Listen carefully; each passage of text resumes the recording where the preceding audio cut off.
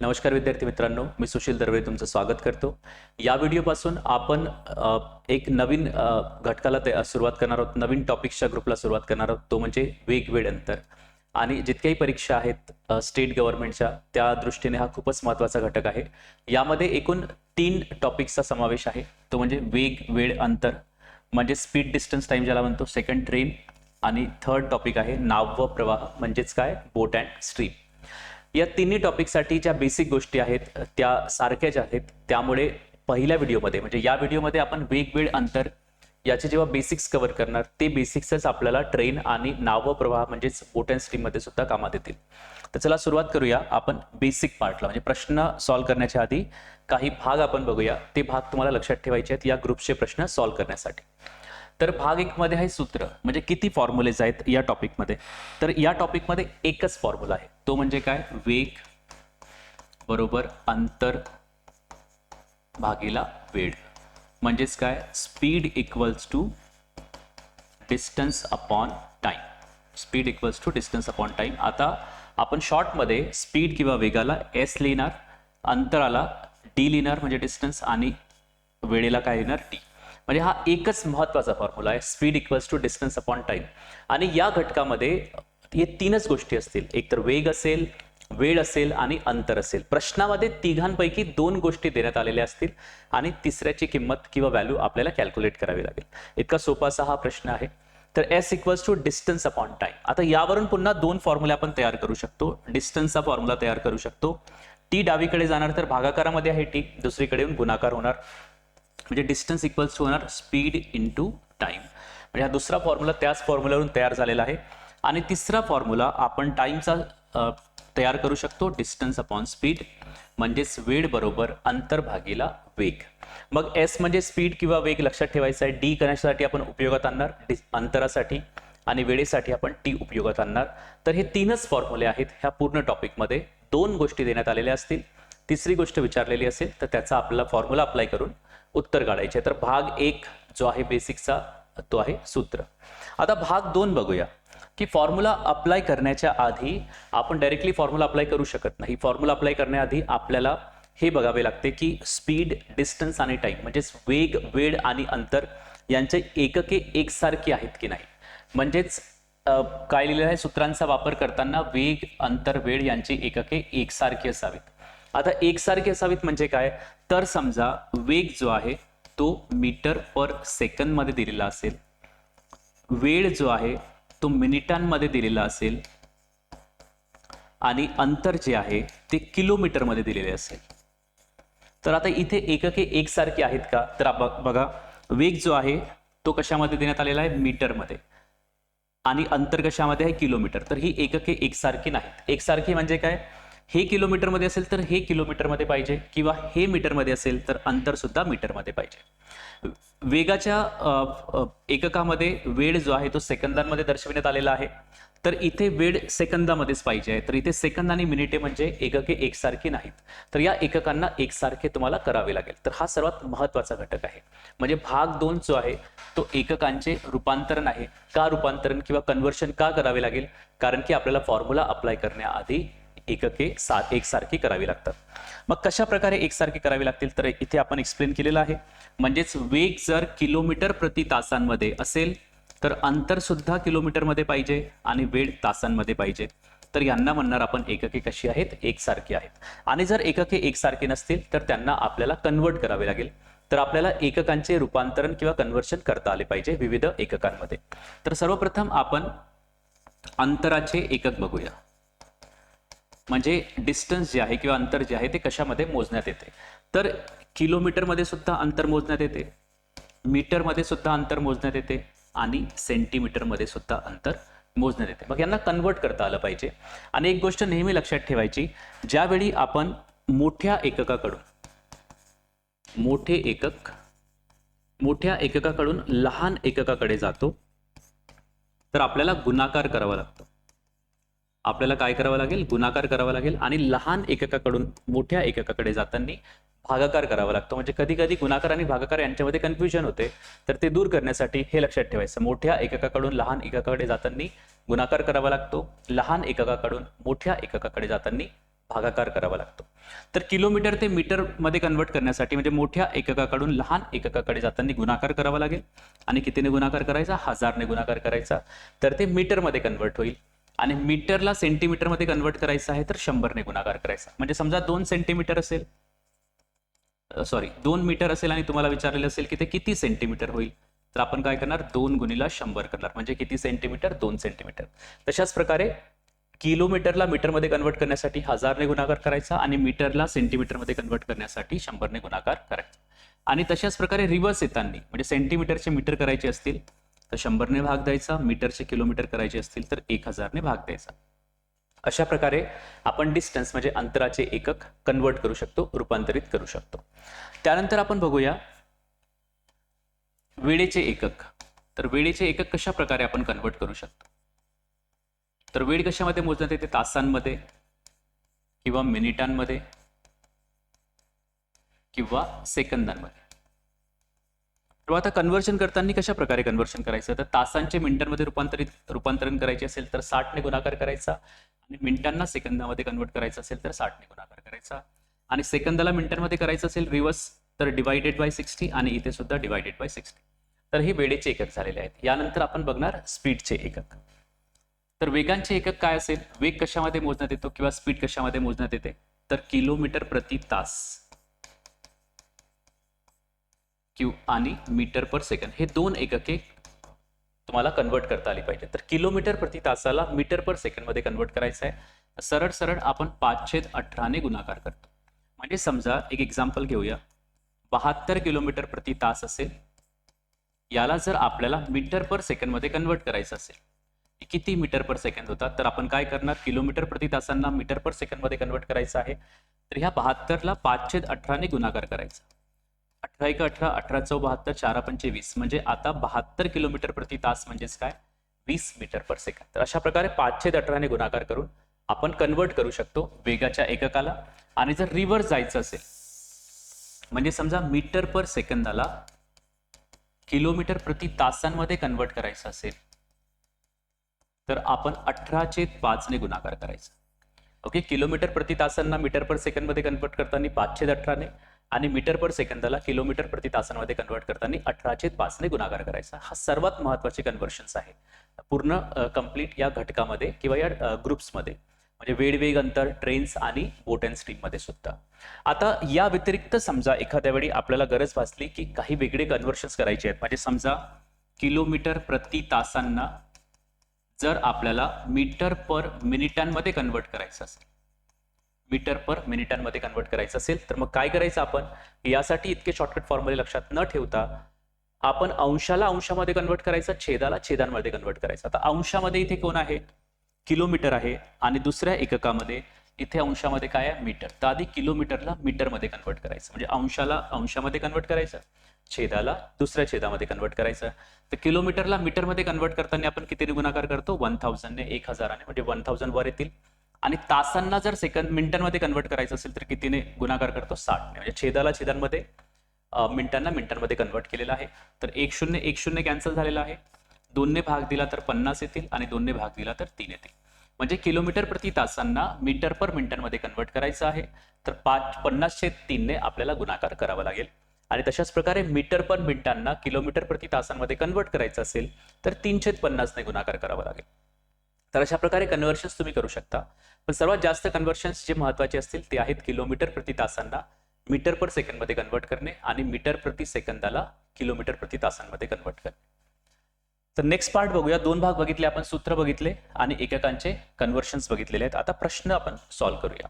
तर वेग, वेळ, अंतर म्हणजे स्पीड, डिस्टन्स, टाइम या टॉपिकमध्ये जशा प्रकारे मी सुरुवातीला सुद्धा सांगितलेलं आहे, एकूण 3 घटक आपल्याकडे आहेत. एक आहे वेग, एक आहे अंतर आणि एक आहे वेळ. या तिघांपैकी 2 देण्यात आलेले असतील आणि एक विचारलेले असेल. तर ते आपण सॉल्व्ह करण्याचा प्रयत्न करूया. तर प्रश्न क्रमांक 1. प्रश्न क्रमांक 1 आहे, एक कार 300 मीटरचे अंतर 12 सेकंदात ओलांडते तर त्या कारचा वेग किती? आता बघा, नेहमी लक्षात ठेवायचं की एककांचे रूपांतरण करायचे आहे, कन्व्हर्शन्स करायचे आहे, कारण की एकके एकसारखे असतील तरच आपण फॉर्म्युला अप्लाय करू शकतो. पण ज्यावेळी आपल्याला वेग काढायचा असतो तर त्यावेळी एककांचे रूपांतर फॉर्म्युला अप्लाय केल्यानंतर करायचे आहे. म्हणजे कन्व्हर्शन जे आहेत एककांचे कन्व्हर्शन्स किंवा रूपांतरण जे आहे ते आपण कधी करतो, तर टाइम काढायचा असेल किंवा अंतर काढायचे असेल, म्हणजे वेळ आणि अंतर काढायचं असेल, टाइम अँड डिस्टन्स काढायचं असेल तर कन्व्हर्शन आधी करायचे. कन्व्हर्शन कधी करायचे? आधी. आणि वेग काढायचा असेल तर त्यावेळी फॉर्म्युला अप्लाय केल्याच्या नंतर आपण कन्व्हर्शन्स करायचे आहेत. फॉर्म्युला अप्लाय करण्याच्या आधी आणि फॉर्म्युला अप्लाय केल्याच्या नंतर. तर वेग काढायचा असेल तर आधी फॉर्म्युला अप्लाय करायचा आणि त्यानंतर कन्व्हर्शन्स करायचे जशा प्रकारे गरज असेल. तर इथे अंतर देण्यात आलेले आहे. एक कार 300 मीटरचे अंतर, म्हणजे हे काय होणार? डिस्टन्स. आणि इथे हा होणार वेळ म्हणजे टी. आपण वेळेला टीने दर्शविणार, अंतराला डिस्टन्सने दर्शवणार. आणि त्या कारचा वेग काढायचा आहे, म्हणजे स्पीड काढायची आहे. आता डायरेक्टली आपण लिहूया. डी बरोबर 300, टी बरोबर 12 हे तुम्हाला माहिती आहे, तशा प्रकारे तुम्ही लिहू शकता. तर वेग काढायचा आहे. वेगाचा फॉर्म्युला काय? डिस्टन्स अपॉन टाइम, म्हणजे अंतर भागीला वेळ. तर डिस्टन्स किती आहे? 300 आणि सेकंद किती, म्हणजे वेळ किती? 12 सेकंद. आता वेगाचे एकक काय होणार? हे मीटरमध्ये आहे आणि छेद जो आहे तो सेकंदांमध्ये आहे. म्हणजे मीटर पर सेकंडमध्ये आपल्याला आन्सर मिळालेले आहे. आणि स्पीड आहे म्हणून आपण फॉर्म्युला आधी अप्लाय केला. कन्व्हर्शन जे आहे ते कधी करणार? नंतर करणार. आता ऑप्शननुसार कन्व्हर्शन्स बघूया. जर ऑप्शन मीटर पर सेकंडमध्ये असते तर आपण अशाच प्रकारे राहू दिलं असतं उत्तर. पण आता आपल्याला ऑप्शन्स जे आहेत ते किलोमीटर प्रति तासांमध्ये आहेत, म्हणजे आपल्याला इथे मीटर पर सेकंदाला किलोमीटर प्रति तासांमध्ये कन्वर्ट करावं लागेल. मग त्यासाठी काय करावं लागेल? 300 भागीला 12 गुणिला मीटर पर सेकंदाला किलोमीटर प्रति तासांमध्ये कन्वर्ट करण्यासाठी आपल्याला 18/5 ने गुणाकार करावा लागतो. तर आता कॅन्सलेशन्स करूया. 6 ने भाग जातो, साइन 2 12, साइन 3 18, 5 ने भाग जातो, 5 सक 30 आणि 0चा 0. मग 2 ने पुन्हा 60 ला भाग जातो 30 वेळा. तर 30 गुणिला 3 बरोबर किती? 90 किलोमीटर प्रति तास हा आपल्याला वेग मिळालेला आहे. म्हणजे स्पीड, डिस्टन्स, टाइम मध्ये 3 घटकांवर फोकस करायचा आहे. स्पीड, डिस्टन्स आणि टाइम, म्हणजे वेग, वेळ आणि अंतर. 2 गोष्टी देण्यात आलेल्या असतील, तिसरी गोष्ट आपल्याला कॅल्क्युलेट करायची आहे. या प्रश्नाचे योग्य उत्तर काय असणार आहे? पर्याय क्रमांक 3. त्यानंतर प्रश्न दुसरा बघूया. एक व्यक्ती एक विशिष्ट अंतर त्याच्या 2 चाकी वाहनाने 90 किलोमीटर प्रति तास वेगाने कापतो व 60 किलोमीटर प्रति तास वेगाने मूळ स्थानी परत येतो. म्हणजे समजा ही 2 स्थाने आहेत. पहिले स्थान आहे ए, दुसरे स्थान आहे बी. आता हे अंतर आपल्याला माहिती नाही, पण याचा वेग माहिती आहे. किती? 90 किलोमीटर प्रति तास हा वेग आहे. आणि रिटर्न येताना वेग किती आहे? 60 किलोमीटर प्रति तास. आता बघा, जाण्यासाठी आणि जाते वेळी आणि येता वेळी काय अंतर एकसारखेच आहे. म्हणजे अंतर कसे आहे इथे? दोन्ही टप्प्यातील अंतर कसे आहे? समान आहे. बघा, हे नोट करू शकतो आपण. 2 टप्प्यातील अंतर किती आहे? समान आहे. म्हणजे दोन्ही टप्प्यांमध्ये समान अंतर कव्हर करण्यात येत आहे. तितकेच अंतर गेलेले आहे आणि तितकेच अंतर परत येत आहे. आणि आपल्याला संपूर्ण यात्रेचा सरासरी वेग काढायचा आहे. तर ज्यावेळी 2 टप्प्यातील अंतर समान असते त्यावेळी सरासरी वेगाचा फॉर्म्युला डायरेक्ट अप्लाय करायचा आहे. आणि तो सरासरी वेगाचा फॉर्म्युला कोणता आहे? तर आपण अशा प्रकारे करू शकत नाही. सरासरीचा फॉर्म्युला अप्लाय करायचा नाहीये की 90 + 60 भागीला 2, म्हणजे 90 + 60 ची सरासरी घेतली भागीला 2 केले, म्हणजे 150 भागीला 2 बरोबर 75. हे चुकीचं आहे. इथे आपल्याला ज्यावेळी 2 अंतर समान असतात त्यावेळी कोणता फॉर्म्युला अप्लाय करायचा आहे? 2 × S1 × S2 upon S1 + S2. S1 म्हणजे काय? स्पीड 1. S2 म्हणजे काय? स्पीड 2. म्हणजे पहिला वेग आणि दुसरा वेग. मग पहिला वेग कोणता आहे? S1 90 आणि S2 कोणता आहे? 60. मग आता आपण इथे व्हॅल्यूज ठेवूया. 2 × 90 × 60 आणि छेदामध्ये 90 + 60. आता 90 आणि 60 कॅन्सल होतील का? नाही, कारण की ते प्लसचं चिन्ह आहे. जर गुणाकाराचं चिन्ह असतं तरच कॅन्सल झाले असते. मग सुरुवातीला आपल्याला ऍडिशन करावी लागेल. म्हणजे किती? 150. आता कॅन्सलेशन करूया. 0 0 कॅन्सल, 15 1 15, 15 6 90 कॅन्सलेशन झालेले आहेत. 6 6 36, 36 गुणिला 2 किती? 72. म्हणजे आपल्याला सरासरी वेग मिळालेला आहे 72 किलोमीटर प्रति तास. म्हणजे पर्याय क्रमांक 1. जर अशा प्रकारे केलं असतं तर आपल्याला 75 उत्तर मिळत होते, पण हे चुकीचं आहे.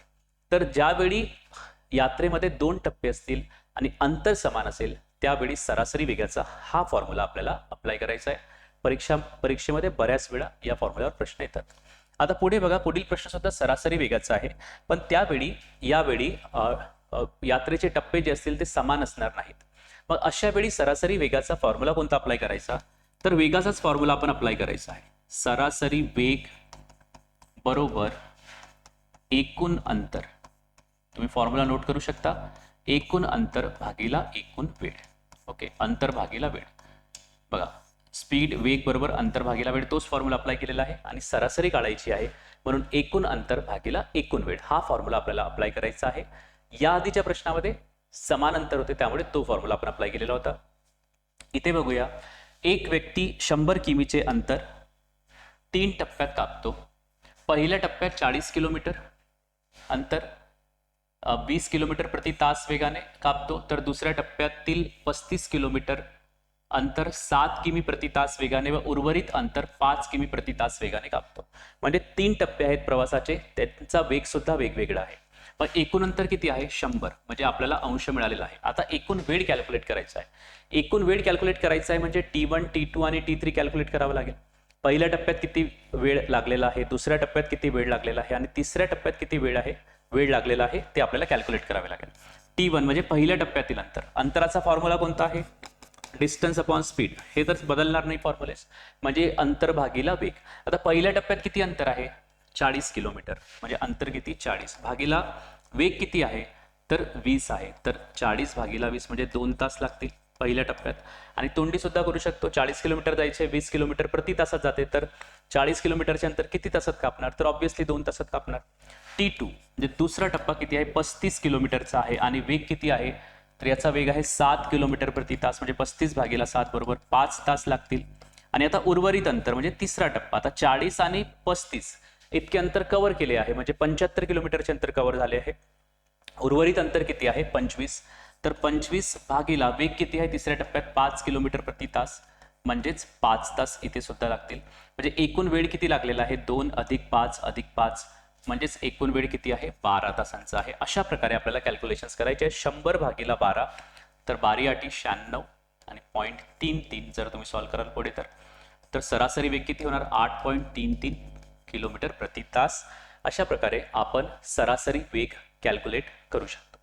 आता समजा या आधीच्या प्रश्नामध्ये आपण बघितलेलं होतं की 2 टप्प्यांमधील अंतर आहे आणि दोन्ही टप्प्यांमधील अंतर समान आहे, तर आपण 2s1 s2 upon s1 plus s2 हा फॉर्म्युला अप्लाय केला. पण समजा प्रवासाचे 3 टप्पे असतील आणि तिन्ही टप्प्यांमधील अंतर कसे असेल? समान असेल. तिन्ही टप्प्यांमधील अंतर कसे असेल? समान असेल, तर मग आपण सरासरी वेगाचा डायरेक्ट फॉर्म्युला अप्लाय करू शकतो. जशा प्रकारे 2 वेगांसाठी सरासरी वेगांसाठी 2 टप्प्यांमध्ये जर समान अंतर असेल तर फॉर्म्युला होता, तशाच प्रकारे सरासरी वेग कॅल्क्युलेट करू शकतो जर तीनही टप्प्यातील अंतर कसे असेल? समान असेल. तर इथे फॉर्म्युला येणार 3 into s1 into s2 into s3 आणि खाली येणार s1 into s2 plus s2 into s3 plus s1 into s3. म्हणजे खाली जे आहे ते 2-2चे ग्रुप्स आपण तयार केलेले आहेत आणि वर 3 into s1 into s2 into s3. तशा प्रकारे डायरेक्ट आपण हा फॉर्म्युला अप्लाय करू शकतो. ओके, चला प्रश्न क्रमांक 4 बघूया. आणि हा महत्त्वाचा प्रश्न आहे. इथे अशा प्रकारचे प्रश्न सुद्धा विचारले जातात. कॉन्सेप्ट समजला तर तुम्ही तोंडी सुद्धा सॉल्व्ह करू शकता, पण कॉन्सेप्ट आपण समजून घेऊया. सुरुवातीला थोडा वेळ लागेल हा प्रश्न समजण्यासाठी. बघा, 2 स्थानके A व B यामधील अंतर 60 किलोमीटर आहे. एक ट्रेन स्थानक A पासून B कडे सकाळी 8 वाजता 60 किलोमीटर प्रति तास वेगाने प्रवास सुरू करते. 8 वाजता हिने आपला प्रवास सुरू केलेला आहे. त्याच वेळी स्थानक B कडून A कडे दुसरी ट्रेन 90 किलोमीटर प्रति तास वेगाने जाण्यास सुरुवात करते. म्हणजे बघा, आता डायग्रामॅटिकली जर बघितलं तर कशा प्रकारे दिसणार हा प्रश्न, किंवा हा प्रश्न कशा प्रकारे आपण मांडणी करू शकतो. हे 2 स्थानके A आणि B यांच्यामधील अंतर किती? 600 किलोमीटर. पहिली ट्रेन 8 वाजता स्थानक A पासून B कडे जाते आणि त्याचा वेग किती असेल? 60 किलोमीटर प्रति तास. किती? 60 किलोमीटर प्रति तास.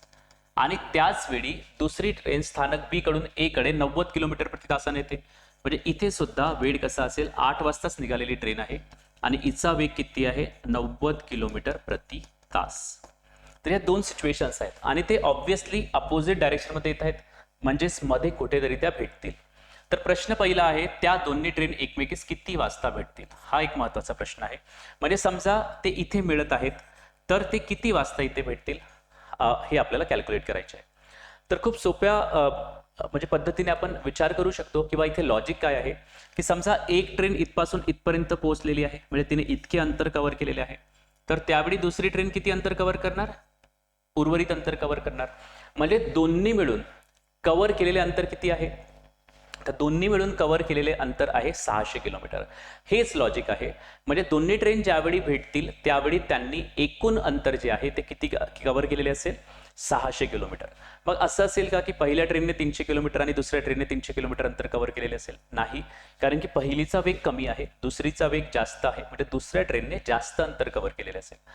आता जर तुम्हाला प्रश्न विचारण्यात आला की दोन्ही ट्रेन्स सारख्याच वेळेसाठी प्रवास करतील का, तर हो, नक्कीच त्यांनी भेटण्यापर्यंत सारखाच वेळ प्रवास केलेला आहे. कारण की 8 वाजतापासून ही ट्रेन सुद्धा चाललेली आहे, 8 वाजतापासून ही ट्रेन सुद्धा चाललेली आहे. तर ज्यावेळी त्या भेटतील, समजा त्या 4 तासानंतर भेटत आहेत, म्हणजे पहिली ट्रेन सुद्धा 4 तास प्रवास केलेला असेल, दुसऱ्या ट्रेनने सुद्धा 4 तास प्रवास केलेला असेल. ओके, तर इथे डिस्टन्स समान असणार नाही, पण वेळ दोघांचा समान असेल ज्यावेळी त्या भेटतील. तर आता डिस्टन्स किती आहे, म्हणजे ज्यावेळी त्या भेटतील त्यावेळी दोघांनी मिळून कापलेले अंतर किती असेल, 600 किलोमीटर. अंतर किती असेल, 600 किलोमीटर. आणि एका तासात ते किती अंतर कापतात, तर पहिली ट्रेन एका तासात 60 किलोमीटर जाते आणि दुसरी ट्रेन 90 किलोमीटर जाते. म्हणजे दोघांनी मिळून कापलेला वेग किती असेल, अंतर किती असेल, 60 अधिक 90 म्हणजेच 150 किलोमीटर प्रति तास असा वेग त्या दोघांचा मिळून असेल. म्हणजे एकूण अंतर किती, 600, आणि दोघांचा मिळून वेग किती, 150. आणि एक गोष्ट लक्षात ठेवायची जी ट्रेनमध्ये आपल्याला कामात येईल ती म्हणजे कोणती, की दोन वस्तू म्हणजे तिसरा भाग समजून घ्या. आपण 2 भाग बघितलेले आहेत, तर थर्ड पार्ट जो आहे, तिसरा भाग जो आहे बेसिकचा, तो इथे मी कव्हर करतो. की 2 वस्तू वेगात असतील, दोन्ही वस्तू वेगात असल्यास, म्हणजे दोन्ही वस्तू धावत असल्यास काय होणार, 2 कंडिशन्स येतील. एकतर त्या समान दिशेला असतील आणि किंवा त्या विरुद्ध दिशेला जात असतील. समजा त्या समान दिशेला जात आहेत, तर वेग काय होणार, दोघांची वजाबाकी, म्हणजे मोठ्या वेगातून लहान वेग वजा करायचा. आणि दोन्ही वस्तू विरुद्ध दिशेला जात असतील तर दोन्ही वेगांची काय करायची, बेरीज करायची.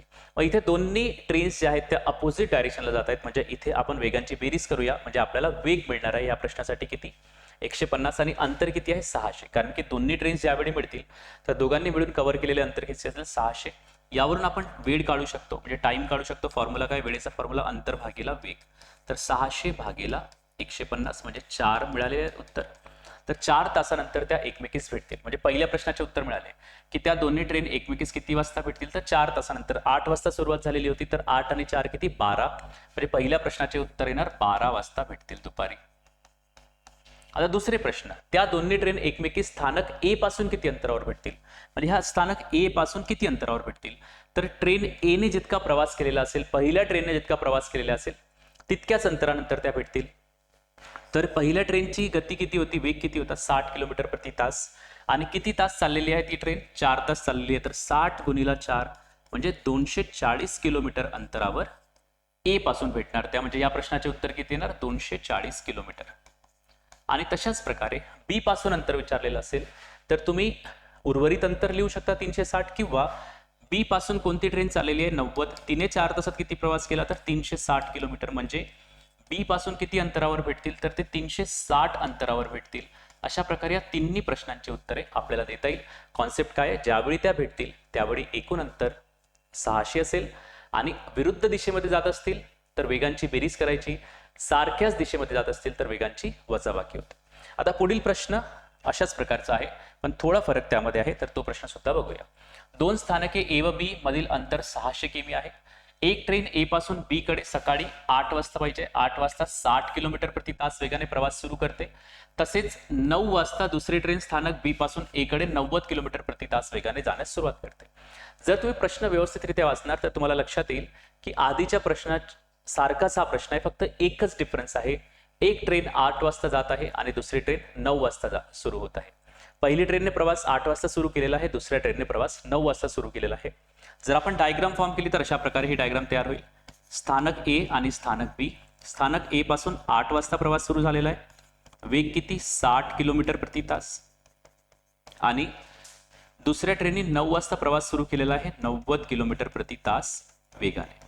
आता या आधीचा प्रश्न आपण खूप सोप्या पद्धतीने सॉल्व्ह करू शकलो, कारण की दोघांचा सुरू होण्याचा वेळ समान होता, पण इथे एक ट्रेन 8 वाजता सुरू होत आहे, दुसरी ट्रेन 9 वाजता सुरू होत आहे, तर आपल्याला जो वेळ आहे तो समान करावा लागेल. मग आपण 9 ला 8 तर करू शकत नाही, कारण की स्टेशन तर मागे नेऊ शकत नाही आपण.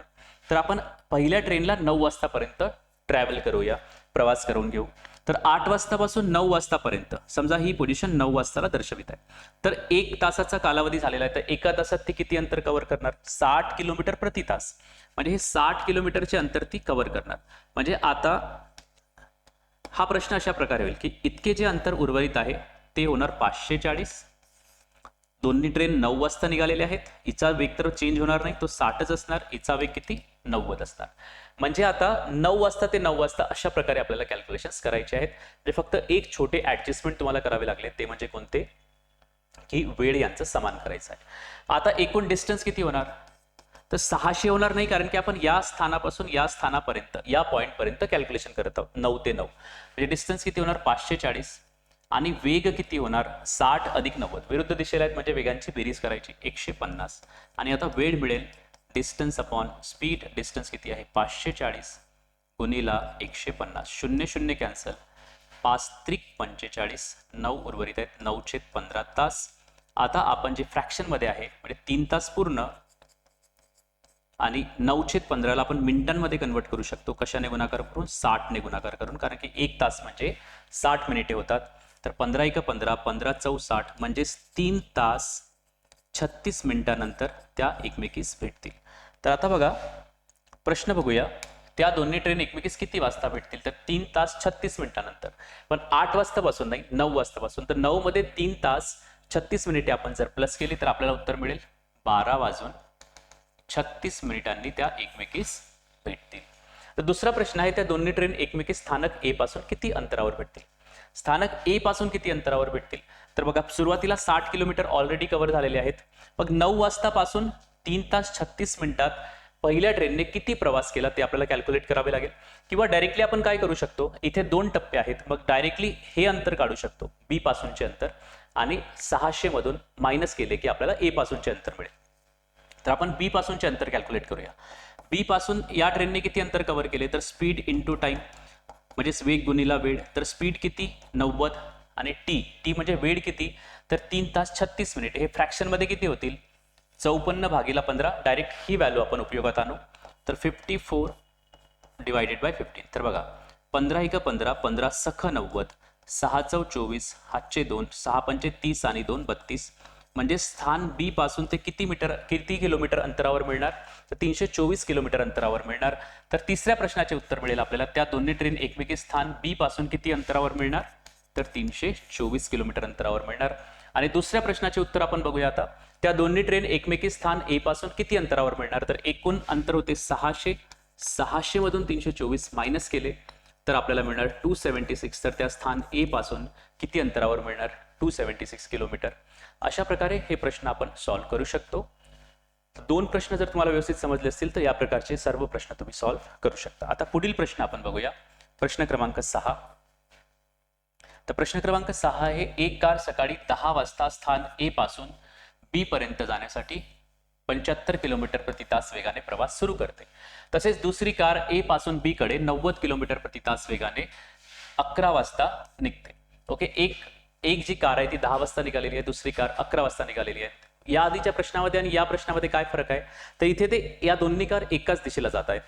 या आधीच्या प्रश्नामध्ये दोन्ही ट्रेन्स विरुद्ध दिशेला जात होत्या. म्हणजे अशा प्रकारे आपण इथे डायग्राम तयार करू शकतो. ए पासून आता बी किती अंतरावर आहे ते माहिती नाही आणि त्याचा काही फरकही पडत नाही. पहिली कार जी आहे ती 10 वाजता निघालेली आहे. किती वेगाने? 75 किलोमीटर प्रति तास वेगाने ती पुढे चाललेली आहे. आणि दुसरी कार 11 वाजता निघालेली आहे. किती वेगाने? 90 किलोमीटर प्रति तास वेगाने ही कार निघालेली आहे. ओके, आता 1 तासांचा यामध्ये फरक आहे. आता दुसरी कार पहिल्या कारला भेटणार का, हा जर प्रश्न पडला तुम्हाला, तर हो नक्कीच भेटणार. याचे कारण काय? तर पहिल्या कारचा वेग कमी आहे, दुसऱ्या कारचा वेग जास्त आहे. म्हणजे ती दुसऱ्या कार जी आहे ती पहिल्या कारला अंतर कव्हर करणारच आहे, जितकी तिने लीड घेतलेली असेल.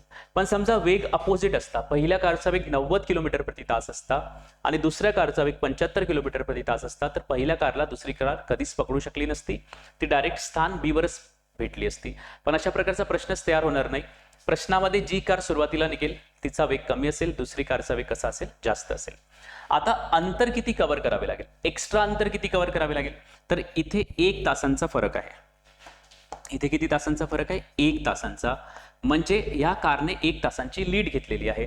आणि 1 तासात किती अंतर कव्हर करणार पहिली कार, तर अंतराचा फॉर्म्युला आपण अप्लाय करू शकतो. Speed into time. वेग किती आहे 75 आणि तास किती आहे 1, म्हणजे 75 किलोमीटर या कारने लीड घेतलेली आहे. आणि या कारने 75 किलोमीटरची लीड घेतलेली आहे आणि 75 किलोमीटर एक्स्ट्रा अंतर कार बी ला कव्हर करायचे आहे. पण एकाच तासात कार बी एक्स्ट्रा अंतर कव्हर करणार नाही, दुसरी कार एक्स्ट्रा अंतर कव्हर करणार नाही. ती एका तासात किती अंतर कव्हर करते, तर ही 75 जाते, ही सुद्धा 75 जाते, पण 15 किलोमीटर एक्स्ट्रा जाते. म्हणजे दर तासाला ती 15 किलोमीटरचे अंतर, 15 किलोमीटरचा फरक जो आहे ती कव्हर करत आहे. आणि एकूण फरक किती कव्हर करायचा आहे, 75 किलोमीटरचा फरक कव्हर करायचा आहे. दर तासाला ती 15 किलोमीटरचा फरक कव्हर करते. तर 75 भागीला 15 बरोबर किती, 5 तास, हे आपले उत्तर येईल. किंवा अशा प्रकारे सुद्धा तुम्ही करू शकता. वेग किती होणार, दोन्ही कार एकाच दिशेला जात आहेत. ज्यावेळी एकाच दिशेला जातात त्यावेळी आपण दोन्ही वेगांचा वजाबाकी करतो. म्हणजेच मोठ्या स्पीडमधून छोटी स्पीड वजा करतो. म्हणजेच 15 किलोमीटर प्रति तास हा वेग कन्सिडर करावा लागेल. अंतर किती, तर कार जितका वेळ पुढे चाललेली आहे ते अंतर कव्हर होणार. तर वेळ किती लागणार इथे, डिस्टन्स अपॉन स्पीड म्हणजे अंतर भागीला वेग बरोबर किती, 75 भागीला 15, म्हणजे 5 तासानंतर त्या दोन्ही कार एकमेकीस भेटतील. तर पहिल्या प्रश्नाचे उत्तर काय येणार, दोन्ही कार एकमेकीस किती वाजता भेटतील, तर 5 तासानंतर. तर किती वाजतापासून 5 तासानंतर, तर 11 वाजतापासून 5 तासानंतर त्या एकमेकीस भेटतील. कारण की दुसरी कार जी आहे ती 11 वाजता सुरू झालेली आहे आणि त्यानंतर 5 तास लागलेले आहेत. तर 11 अधिक 5 बरोबर किती, 16. 16 म्हणजेच किती, तर 12 वजा करायचे, म्हणजे आपल्याला माहिती होणार की 4 वाजता त्या एकमेकीस भेटतील. आणि पुढील प्रश्न आहे, दोन्ही कार ए पासून किती अंतरावर भेटतील. ए पासून किती अंतरावर भेटतील, तर 5 तास त्यांना प्रवास करावा लागला. तर 90 किलोमीटर प्रति तास वेगाने दुसरी कार निघालेली होती आणि 5 तासानंतर ती भेटली. म्हणजेच 90 गुणिला 5 बरोबर 450 किलोमीटर नंतर त्या एकमेकीस भेटतील. तर अशा प्रकारे समान दिशेला जात असतील आणि विरुद्ध दिशेला जात असतील हे अंतर आपण कव्हर अशा प्रकारचे प्रश्न सॉल्व्ह करू शकतो. पुढील प्रश्न बघा, प्रश्न क्रमांक 7. एक विशिष्ट प्रकारचा प्रश्न आहे आणि बऱ्याचदा अशा प्रकारचे प्रश्न परीक्षेत विचारले जातात. खूप महत्वाचा आहे.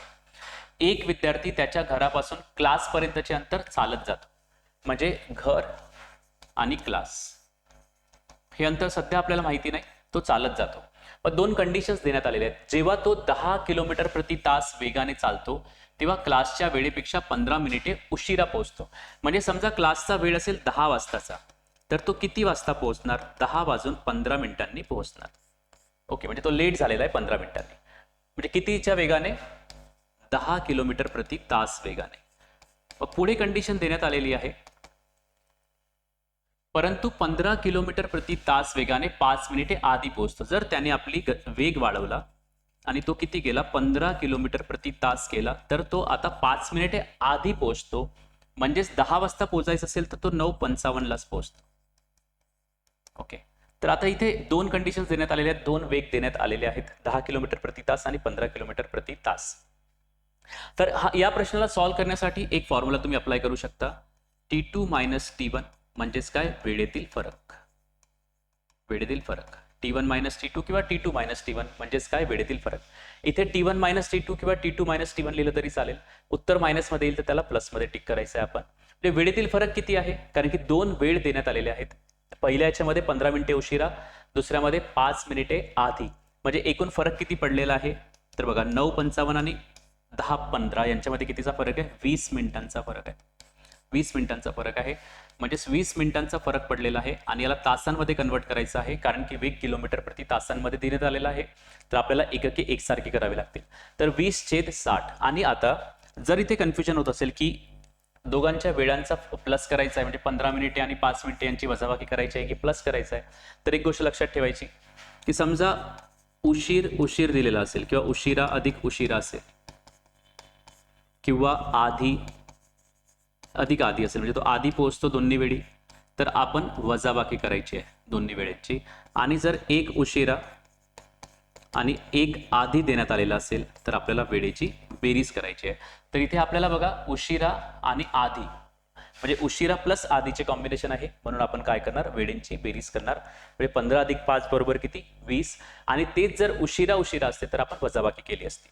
आता इथे T2 मायनस T1. आता टीचा फॉर्म्युला इथे आपण अप्लाय करूया. टी बरोबर काय, डिस्टन्स अपॉन स्पीड, म्हणजे वेळ बरोबर काय, अंतर भागीला वेग.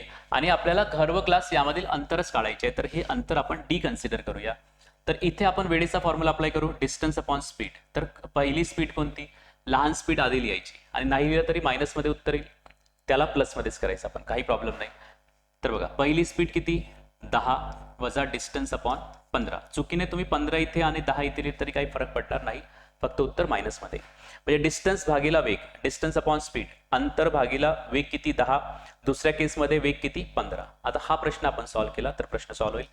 म्हणजे कशा प्रकारे, 10 15 म्हणजे लसावी घेणार तर 30 येणार, लसावी 3 ने गुणाकार, वर सुद्धा 3 ने गुणाकार, इथे 2 ने गुणाकार तर वर सुद्धा 2 ने गुणाकार.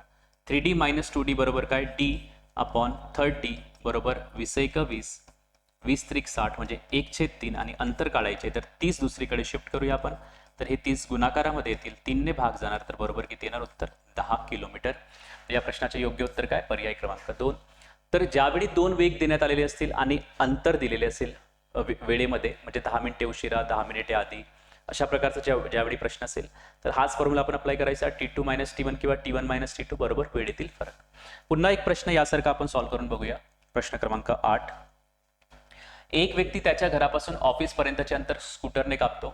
तो 30 किलोमीटर प्रति तास वेगाने जातो तेव्हा ऑफिसच्या वेळेपेक्षा 15 मिनिटे उशिरा पोहोचतो. म्हणजे 30 किलोमीटर प्रति तास वेगाने 15 मिनिटे उशिरा पोहोचतो, परंतु 25 किलोमीटर प्रति तास वेगाने 25 मिनिटे उशिरा पोहोचतो. म्हणजे दोन्ही उशिरा उशिरा देण्यात आलेले आहेत. तर घर व ऑफिस यामधील अंतर किती, तर ते अंतर जे आहे ते डिस्टन्स आपण कन्सिडर करूया, डी. फॉर्म्युला अप्लाय करू, T1 मायनस T2 बरोबर वेळेतील फरक. आता बघा उशिरा आणि उशिरा दिलेला आहे, दोन्ही समान असेल तर आपण मायनस करतो वेळेचं, तर 25 वजा 15 इतका वेळ असेल म्हणजे 10 मिनिटे, आणि याला तासांमध्ये कन्वर्ट करण्यासाठी आपण कितीने भागाकार करतो, 60 ने. आता इथे टीचा फॉर्म्युला अप्लाय करणार, टी बरोबर काय, डिस्टन्स अपॉन स्पीड, अंतर भागीला वेग.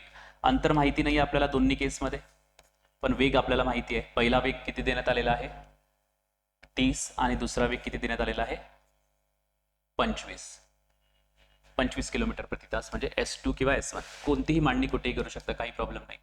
0 0 कॅन्सल, 1/6. आता लसावी घेणार, 30 आणि 25चा लसावी किती, तर 150. आता इथे गुणाकार करणार, 30ला 150 करण्यासाठी 5 ने गुणाकार, वर सुद्धा 5 ने गुणाकार, 25ला 150 करण्यासाठी 6 ने गुणाकार, इथे सुद्धा 6 ने गुणाकार. तर 5D मायनस 6D बरोबर मायनस डी, पण मायनस चिन्ह सोडून द्यायचा, डी लिहायचं बरोबर 1/6. आता डी बरोबर किती होणार, 1/6, 150 दुसरीकडे जातील, 6 ने जर आपण भाग दिला तर साइन दुनी 12, 3 राहिले आणि 6 पंचे 30, म्हणजे 25 किलोमीटर हे या प्रश्नाचे योग्य उत्तर येणार आहे. तर हा फॉर्म्युला आपण अप्लाय करायचा. पुढील प्रश्न आपण बघूया, प्रश्न क्रमांक 9. आता विविध प्रश्न आहेत जे स्पीड डिस्टन्स टाइमवर विचारले असतात, बेसिक कॉन्सेप्टवर प्रश्न असतात, त्यामुळे कोणती गोष्ट कॅल्क्युलेट करायची आहे ते ओळखणे खूप महत्त्वाचे आहे. एक मुलगा 35 मीटर लांबी असलेल्या चौरसाकृती मैदानाचा एक चक्कर ताशी 9 किलोमीटर प्रति तास वेगाने किती वेळात पूर्ण करणार. किती वेळात पूर्ण करणार म्हणजे काय कॅल्क्युलेट करायचे आहे, टी कॅल्क्युलेट करायचं आहे. म्हणजे एक मुलगा आहे तो चौरसाकृती मैदान आहे. आता चौरसाची विशिष्टता काय असते की चारही बाजू कशा असतात, समान असतात. तर हे 35 मीटरच्या बाजू आहेत, तर 35 मीटर असा एक राऊंड समजा तो इथपासून सुरू करतो, पूर्ण कंप्लीट एक राऊंड करतो, किती मिनिटात करतो, तर तेच आपल्याला कॅल्क्युलेट करायचं आहे. त्यासाठी आपल्याला आता टाइम कॅल्क्युलेट करायचा आहे.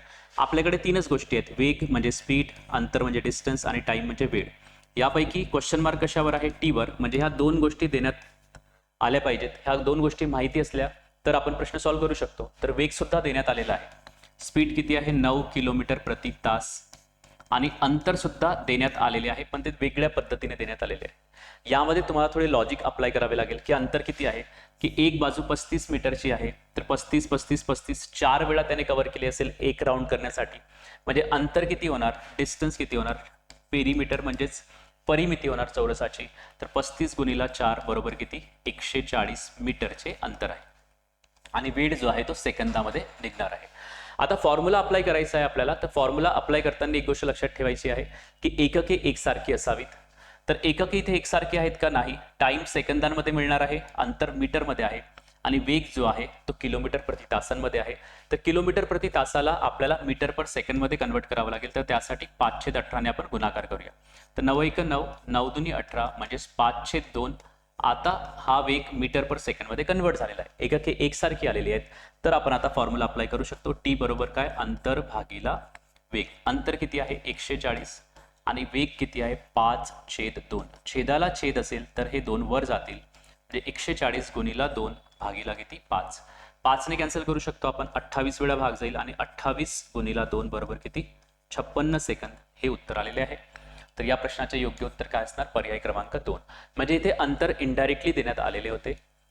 पूर्ण एक राऊंड कंप्लीट करत आहे याचाच अर्थ परिमिती पूर्ण होत आहे. तर वर्तुळ असेल तर परिमितीचा फॉर्म्युला काय असतो, किंवा ज्याला आपण परिघ म्हणतो 2πr. चौरस असेल तर चारही बाजू समान असतात. आयत असेल तर 2 लांबी अधिक 2 रुंदी. अशा प्रकारे अंतर कॅल्क्युलेट केले जाऊ शकते. पुढील प्रश्न बघा, प्रश्न क्रमांक 10. एक कार, इथे पी व क्यू लिहू आपण. एक कार पी व क्यू या 2 स्थानकामधील अंतर 7 तासात कापते. म्हणजे 7 तास लागतात तिला पूर्ण अंतर कव्हर करण्यासाठी. म्हणजे समजा ही 2 स्थानके आहेत पी व क्यू, यामधील अंतर किती आहे, किती वेळात कापते 7 तासात. अर्धे अंतर ताशी 30 किलोमीटर प्रति तास वेगाने कापते. म्हणजे याचे एक्झॅक्टली 2 भाग केले आपण. समजा हे x किलोमीटर, तर हे सुद्धा x किलोमीटर होणार. पहिल्यासाठी वेग किती असतो 30 किलोमीटर प्रति तास. दुसऱ्याचा वेग किती 40 किलोमीटर प्रति तास आहे. दुसरे अंतर 40 किलोमीटर प्रति तास वेगाने कापते. तर यामधील अंतर काढा. तर म्हणजे हे एकूण अंतर किती आहे हे कॅल्क्युलेट करायचे आहे. एकूण 7 तास लागतात. म्हणजे समजा इथे T1 अधिक T2, म्हणजे पहिले अंतर कापण्यासाठी लागणारा वेळ T1 घेतला, दुसरे अंतर कापण्यासाठी लागणारा वेळ T2 गृहीत धरला, तर T1 अधिक T2 बरोबर किती होणार 7 होणार. तर अशाच प्रकारे आपण सॉल्व्ह करून बघूया. T1 अधिक T2 बरोबर किती 7 तास लागतात. तर पहिले अंतर किती गृहीत धरले आपण x. तर अंतर भागीला वेग, म्हणजे टीचा फॉर्म्युला आपण अप्लाय करणार, अंतर भागीला वेग, डिस्टन्स अपॉन स्पीड. आणि वेग किती आहे पहिल्या याच्यामध्ये 30, दुसऱ्यामध्ये सुद्धा अंतर xच आहे आणि वेग किती आहे 40 बरोबर किती एकूण वेळ किती लागलेला आहे 7 तास. सॉल्व्ह करूया. लसावी काढणार. किती होणार लसावी 120. तर 30 ला 4 ने गुणाकार करणार, वर सुद्धा 4 ने गुणाकार करणार. इथे 3 ने गुणाकार करणार, वर सुद्धा 3 ने गुणाकार करणार. तर 4x अधिक 3x बरोबर किती 7x बरोबर किती 7. x ची किंमत काढायची आहे तर 7 इथेच राहतील आणि 120 दुसरीकडे येऊन गुणाकारामध्ये येतील. हे 7 गुणाकारामध्ये आहेत तर भागाकारामध्ये येतील. म्हणजे 7 7 कॅन्सल. म्हणजे आपल्याला उत्तर मिळालेले आहे, उत्तर नाही आहे सॉरी, x ची किंमत मिळालेली आहे 120 किलोमीटर. म्हणजे एकूण अंतर किती असणार x अधिक x म्हणजेच 120 अधिक 120 बरोबर 240 किलोमीटर. इतके अंतर हे उत्तर आपल्याला मिळणार आहे. आणि हा प्रश्न जो आहे तो आपण ऑप्शन वरून सुद्धा सॉल्व्ह करू शकतो. कशा प्रकारे ऑप्शन वरून सॉल्व्ह करू शकतो की ऑप्शन मधून जाऊ शकतो आपण. की समजा अंतर आपण घेतले 120 किलोमीटर, हे टोटल अंतर किती घेतले 120, तर अर्धे अंतर किती होणार 60 आणि 60. आता पहिला टप्पा 30 किलोमीटर प्रति तास वेगाने कापण्यात येत आहे. म्हणजे 60 किलोमीटरचे अंतर 30 किलोमीटर प्रति तास वेगाने कापणार, तर किती वेळ लागेल 2 तासाचा वेळ लागेल. आणि दुसरे 60 किलोमीटरचे अंतर 40 किलोमीटर प्रति तास वेगाने आपण जर कापणार तर 60 भागीला 40 म्हणजे 1.5 तास लागेल. म्हणजेच एकूण वेळ किती होणार 3.5 तास. पण आपल्याला वेळ किती पाहिजे आहे 7 तास पाहिजे. तर त्यामुळे 3.5 तास आपल्याला उत्तर मिळालेलं पहिल्या ऑप्शन मधून. म्हणजे हे उत्तर नाही आहे. आणि 3.5 चे दुप्पट किती होतात 7, म्हणजेच अंतर सुद्धा दुप्पट करावे लागेल. म्हणजेच 240 किलोमीटर साठी 7 तास मिळणार आहेत आपल्याला. तर ऑप्शन थ्रू पण 2 भाग करून आपण वेळ काढू शकतो. 2 वेळ, पहिल्या अर्धे अंतर कव्हर करण्यासाठी किती वेळ लागलेला आहे आणि दुसरे अर्धे अंतर कव्हर करण्यासाठी किती वेळ लागलेला आहे, आणि त्या दोघांची बेरीज करून ज्या ऑप्शनसाठी 7 तास उत्तर येईल ते ऑप्शन आपले उत्तर असेल. तर दोन्ही प्रकारे आपण सॉल्व्ह करू शकतो. पुढील प्रश्न बघा. मृणाल त्याच्या वास्तविक वेगाच्या 4/5 पट वेगाने चालत गेल्यास, म्हणजे तो आता 4/5 पट वेग करत आहे, त्याचा वेग जितकाही असेल त्याच्या 4/5 पट करत आहे. आता 4/5 पट करत आहे म्हणजे अंश लहान आहे, म्हणजे त्याने आपला वेग कमी केलेला आहे. तर गेल्या सामान्य वेळेपेक्षा 60 मिनिटे उशीर लागतात.